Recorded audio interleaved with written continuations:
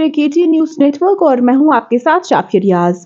सियासतदान शख्सियत मौजूद है जो जम्मू कश्मीर नेशनल कॉन्फ्रेंस की यूथ प्रेसिडेंट भी है और इस वक्त वो यूथ प्रेसिडेंट के तौर पर अपने फराइज अंजाम दे रहे हैं।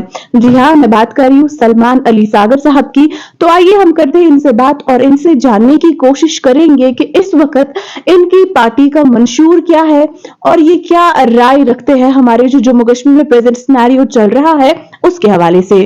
खैर मकदम है आपका सर। शुक्रिया, थैंक यू वेरी मच। जी, आपसे जानना चाहूंगी, सबसे पहले हम बात करेंगे आपकी पार्टी के हवाले से। तो जम्मू कश्मीर नेशनल कॉन्फ्रेंस का मंशूर क्या है? देखिए, जम्मू कश्मीर नेशनल कॉन्फ्रेंस का मंशूर, बेसिक मंशूर जो है वो ये है कि यहाँ के लोगों की डिग्निटी के लिए फाइट किया हमेशा। हमने स्टार्ट किया 1931 में, अलग अलग मरहले आए हैं हिस्ट्री में। 47 हुआ, 53 में हो गया, कुछ गलत हो गया 53 में। फिर 1996 तक हम दोबारा जब पावर में आए तो हमने हमेशा कोशिश की है यहाँ के लोगों की बेहतरी के लिए, यहाँ के लोगों को एक बुरहान से बाहर निकाले। मैं 96 का रेफरेंस तभी दिया कि यहाँ के लोगों को हम एक बुरहान से बाहर निकाले। तो आज फिर एक ऐसा मरहला आया है रियासत की सियासत में जहाँ एक लोग समझते हैं कि वो एक बहुत बड़ी मुश्किल में है, और हम समझते हैं जम्मू कश्मीर नेशनल कॉन्फ्रेंस का एक अमली जो बेसिक प्रिंसिपल जो है वो यहाँ के लोगों की फलाह बहबूद आइडेंटिटी है जो अपहोल्ड कर रही है हमको यहाँ के लोगों की आइडेंटिटी, तो हम उसके लिए फाइट करते हैं। पावर एक इशू, एक तरीका हो सकता है, जैसे हम अक्सर कहते आए हैं, पावर एक पॉलिटिकल पार्टी का पावर गेन करना एक अचीवमेंट हो सकता है, लेकिन अल्टीमेटली मेन गोल हमारा जो है वो public service with respect and dignity है, वो हमारा मंशूर है। जी, आपसे मैं जानना चाहूंगी, जैसा कि हम सब जानते हैं कि आर्टिकल 370 को जो टोटली वो खत्म हो चुका है, जबकि बहुत सारी कोशिश रही थी कि वो वापस आए, स्टेटहुड वापस आए, हमारे जो स्टेट सब्जेक्ट है वो वापस आए, तो अभी वो खत्म हो चुका है। उस हवाले से आपका क्या कहना है कि अब आपका उस हवाले से आपका क्या अब अगला स्टेप रहेगा? देखिए, ये लीगल बैटल है। मैं इसको एक तेरी छोटी सी बात समझाऊंगा। अगर कोई कत्ल करता है तो वो कोर्ट केस लड़ता है। एक कातिल को भी एक मौका मिलता है दोबारा से रिकंसिडर करने का, जबकि उसने गलत किया होता है। या फिर ऐसे कुछ केसेस होते हैं जहां जेन्युइन जो केस होता है लेकिन उनको डिसीजन मिल जाती है, लीगल टर्म्स में कहूंगा मैं, लेकिन रिकंसिडरेशन का, रिसबमिशन का प्रोविजन हमेशा रहता है। तो ये लीगल बैटल है। हम हार गए हैं एक केस में, कोई दो राय नहीं है। हम एक्सपेक्ट नहीं कर रहे थे कि हम ये केस हारेंगे, हमें उम्मीद थी कि हमारी उम्मीदों का ख्याल रखा जाएगा, लेकिन इसका मतलब ये नहीं कि ये हमारे आखिरी मसला था, आखिरी मरहला था इस फाइट का। लीगली भी और पॉलिटिकली भी हम फाइट करेंगे। पॉलिटिकली फाइट करने से कभी ये मतलब नहीं होता कि हम वायलेंट मीन्स को अपनाएंगे, नहीं। एक पॉलिटिकल पार्टी का एक नॉन वायलेंट अप्रोच भी रहता है। हमारे पास मिसालें हैं, महात्मा गांधी जी ने नॉन वायलेंट तरीके से हमारे मुल्क को आज़ादी दिलाई है। हम वही तरीके अपनाएंगे और अपनी बात करेंगे। हमें अपनी बात करने से शायद कोई हमें अपना कानून अपनी बात करने से नहीं रोकता। हमें अपने कानून पे भरोसा है बराबर। हम अपनी बात करेंगे और मे भी वक्त लगे हमको, लेकिन हम बात करेंगे। हम बात करेंगे 370 की, हम बात करेंगे 371 की, हम यहाँ के लोगों के लैंड राइट्स की बात करेंगे, हम यहाँ के लोगों की जॉब्स की बात करेंगे, हम यहाँ के लोगों की डेमोग्राफिक और आइडेंटिटी क्राइसिस की बात करेंगे। ये हमारा मंशूर है, ये हमारा आइडेंटिटी का मसला है। अब बात करेंगे इलेक्शंस के हवाले से, तो अदालत उज़्मा की जानिब से ये हुक्मनामा जारी किया गया है कि सितंबर 2024 से कबल यहाँ पर जो है इलेक्शंस मुनक्किद कराने हैं। तो JKNC की क्या कुछ तैयारियां है इलेक्शंस के हवाले से, और आपकी पार्टी की जानिब से इलेक्शंस की नुमाइंदगी कौन करने वाला है? देखिए जी, क़यादत हमेशा फोरफ्रंट पे रहती है। डॉक्टर अब्दुल्ला साहब हमारे सदर हैं, उमर अब्दुल्ला साहब हमारे नायब सदर हैं। उनकी क़यादत में इलेक्शन लड़े जाएंगे। अब किस पोजीशन के लिए कौन लड़ेगा वो हम क़यादत बेहतर जानती है, डॉक्टर उमर साहब बेहतर जानते हैं, लेकिन उनके जो पार्टी के सोल्जर्स हैं वो फील्ड में रहेंगे और वो अपना जो उनका ड्यूटी है वो अंजाम देंगे। वो इलेक्शन एक प्रोसेस, जैसे मैंने आपसे पहले कहा, but at the same time हमारा इलेक्शन में खाली एजेंडा जैसे बाकी पार्टियों का है, रोड्स का ही नहीं है और लेन ड्रेन्स का ही नहीं है। हम ये मान के चलते हैं, हमारा मैंडेट जो लोग देंगे हमको, वो मैंडेट अक्कासी करना चाहिए कि यहाँ के लोग नेशनल कॉन्फ्रेंस अगर है वो एक तहरीक के साथ है, वो एक मूवमेंट के साथ है, एक जो उनकी फाइट है फॉर डिग्निटी ऑफ पीपल, उसके साथ है। बाकी with in the framework of constitution हम हमेशा लड़ते रहेंगे और उसके लिए हमें पूरा भरोसा हमारे मुल्क पर भी, मुल्क के आईन पर भी, लोगों पर भी। हम किसी एक जमात को लेके हम अपना रद्द-ए-अमल चेंज नहीं कर सकते।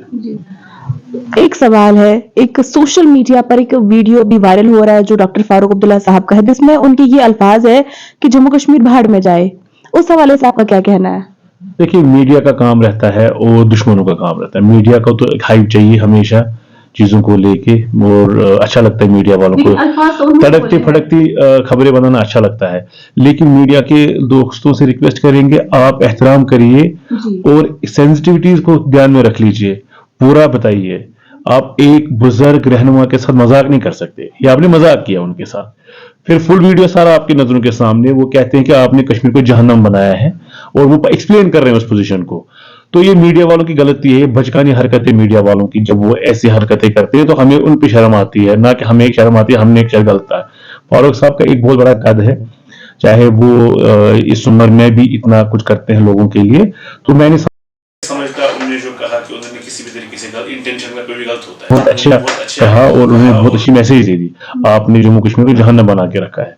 मीडिया, और मोर ओवर मीडिया के साथ साथ हमारे जो दुश्मन है, हमारे जो मुखालिफ है, उनका काम रहता है कि वो इसी ताक में रहते हैं, वो एडिटिंग में बड़े माहिर है, और मीडिया के लोग थोड़ी मदद भी करते हैं उनकी, तो एडिटिंग करते रहते हैं। वो एडिटिंग करे, लेकिन हम इसमें एडिशन करेंगे कि हम लोगों की नुमाइंदगी करें बेहतर तरीके से। बात करेंगे आपकी, तो आप नेशनल कॉन्फ्रेंस में इस वक्त बतौर यूथ प्रेसिडेंट अपने फराइज अंजाम दे रहे हैं। तो आज तक जब से आप इख्तियार में आए हैं, आपने जम्मू कश्मीर की यूथ के लिए क्या कुछ स्टेप्स किए, उनकी बेरोजगारी कम करने के लिए क्या कुछ इकदाम आपने उठाए?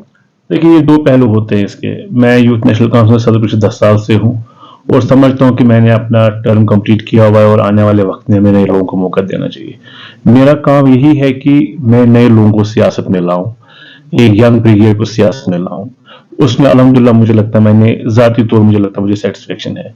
बहुत से लोग मेरी पार्टी में हैं, हमारी पार्टी में हैं, जो उमर साहब की क़यादत के नीचे अभी काम कर रहे हैं, फारूक साहब की क़यादत के अंदर काम कर रहे हैं, जिनको मैंने लाया है, चुना है, और क़यादत में बहुत सपोर्ट किया है उनको, जो हमने लाया उनको आगे लेने के लिए। आने वाले वक्त में देखेंगे आप, शायद आने वाले 2-4 महीनों में हमारा एक ढांचा जो होगा यूथ नेशनल कॉन्फ्रेंस का, वो नया होगा, प्रेसिडेंट नए होंगे, लोग नए होंगे। कुछ महीनों की बात है, मैं बड़ा सेटिस्फाइड हूँ। जहां तक मेजर पॉलिसी डिसीजंस का सवाल है, 10 साल से आउट ऑफ पावर है, तो 10 साल से मुझे नहीं लगता कि हम एक यूथ पैकेज दे सकते हैं, यूथ के लिए कुछ कर सकते हैं। लेकिन जो ऑर्गेनाइजेशनली जो मेरा फर्ज बनता है, मुझे लगता है हमने बहुत अच्छी कोशिश की है। हमारा जोनल लेवल पे, डिस्ट्रिक्ट लेवल पे, ब्लॉक लेवल पे, प्रोविंशियल लेवल पे एक मजबूत यूथ नेशनल कॉन्फ्रेंस है। एक सवाल मैं आपसे करना चाहूंगी, अगर आने वाले इलेक्शंस में आपकी पार्टी इक़्तिदार में आती है, नेशनल कॉन्फ्रेंस इलेक्शंस जीतती है, तो यूथ पैकेज की आपने बात की, तो क्या कुछ आपने प्लान्स बनाए हैं कि हम ऐसे एक पैकेज देंगे हमारे जम्मू कश्मीर के नौजवानों को कि उनका जो भी वो मेंटली स्ट्रेस है, या जो काम का प्रेशर है, या अनएम्प्लॉयमेंट है, वो कम हो जाएगी? क्या कुछ आपने ऐसा सोचा है? देखिए, उमर साहब ने कोशिश पहले भी की थी एक शेर कश्मीर वेलफेयर स्कीम के तहत, लेकिन यहाँ लोगों को कुछ नामों से तकलीफ है। चाहे वो कोई भी सरकार हमारे पास आती है, वो उस नाम को खत्म करना चाहते हैं, लेकिन वो नाम ज्यादा उभरता है। शेर कश्मीर के नाम से, वेलफेयर स्कीम के नाम से हमने यूथ के लिए पैकेज बनाया हुआ था, उसमें EDI में लोन मिलते थे और बहुत सी चीजें होती थी। मुझे पूरा यकीन है by the time national conference दोबारा पावर में आती है, एक मेगा पैकेज होगी यूथ के लिए, जो उमर साहब की क़यादत में, सदारत में जो हम बनाएंगे, और जिसमें हमारा अहम रोल होगा। मैं जैसे आपसे कहा, हमारे यूथ नेशनल कॉन्फ्रेंस में जो हमने नए लोगों को लाया है, जो सियासत कर रहे हैं यंगस्टर्स, उसमें लॉयर्स हैं, इंजीनियर्स हैं, डॉक्टर्स हैं, PhD स्कॉलर्स हैं। तो हमारे पास एक वाइब्रेंट वॉइस है यूथ नेशनल कॉन्फ्रेंस के आने वाले टाइम में इंशाल्लाह। तो वो एक पैकेज बनाएंगे, और जब हमें मौका मिलेगा, एक हम इक़्तिदार में होंगे, तो बाकी पार्टियों से बेहतर के, क्योंकि हमने यहाँ के लोगों के लिए हमेशा लड़ा है, और हम यहाँ की जनरेशन लड़ते आएंगे। उसके लिए यूथ पैकेज एक इंपॉर्टेंट चीज है, वो हम करेंगे इंशाल्लाह। एक आखिरी सवाल मैं आपसे पूछना चाहूंगी, यूनिफॉर्म सिविल कोड के बारे में आप क्या कहते हैं? देखिए जी, जो मुल्क में लागू होगा उस पर तो हम नहीं बोल सकते कुछ गलत और सही। हाँ, हम ये जरूर कह सकते हैं रिलीजियस जो अफेयर्स है उस पर इंटरफेरेंस नहीं होनी चाहिए, चाहे वो हमारे हिंदू भाई के रिलीजन में हो, चाहे हमारे सिख भाई के रिलीजन में हो, चाहे वो हमारा डोगरा भाई हो, चाहे वो किसी भी तबके से, मजहब से। हिंदुस्तान, हमारे मुल्क में बहुत से मजहब है, ये किसी तरीका का इंटरफेरेंस और इंट्रूजन नहीं होना चाहिए किसी मजहब में। बाकी जो पूरे मुल्क में है वो ठीक है, लेकिन किसी की फेथ पे हमला नहीं होना चाहिए, किसी की फेथ पे आप ऐसा नहीं इंट्रूड नहीं करनी चाहिए, उससे लगे इनसिक्योरिटी नहीं आनी चाहिए बंदे में। बाकी जो मुल्क में अप्लाई होगा, nobody is about the law, हर एक कानून के दायरे में रहता है, तो हम उम्मीद करते हैं कि हर चीज का ख्याल रखा जाएगा। जब अप्लाई होगा तो सब पे होगा। आपका बहुत बहुत शुक्रिया हमारे साथ जुड़ने के लिए और बात करने के लिए। जी तो नाज़रीन, ये थे हमारे साथ जम्मू कश्मीर नेशनल कॉन्फ्रेंस के यूथ प्रेसिडेंट सलमान अली सागर साहब, जिन्होंने तफसीली बात हमारे साथ की और इनका कहना है कि आने वाले वक्त में इलेक्शंस के जरिए अगर इनकी पार्टी इक्तदार में आती है तो ये सबसे पहले जो जम्मू कश्मीर की आवाम है उनके डिग्निटी का ख्याल करेंगे और उसके बाद जो हमारे यूथ है उनके लिए एक बेहतर पैकेज, उनके लिए एक बेहतर प्लान के साथ सामने आएंगे। ऐसे मजीद अपडेट्स के साथ फिर आपके सामने हाजिर होंगे। आप केजे न्यूज नेटवर्क देखते रहिए।